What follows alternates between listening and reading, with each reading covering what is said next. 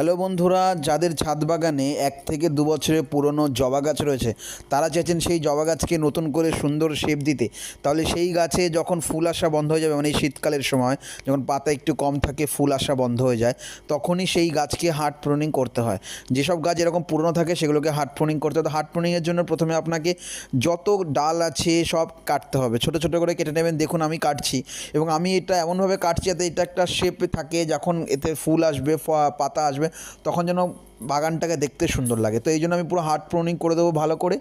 সাথে সাথেই আমার বাড়িতে যেসব ফাঙ্গিসাইড আছে, আপনারা বাড়িতে যা ফাঙ্গিসাইড থাকবে তাই একটুখানি জলের মধ্যে গুলে দিয়ে সেটি সেই কাটা অংশের মুখে লাগিয়ে দেবেন, যাতে নেক্সট টাইম যেন কোনো ফাঙ্গাস বা কোনো ব্যাকটেরিয়া যাতে আক্রমণ করতে না পারে।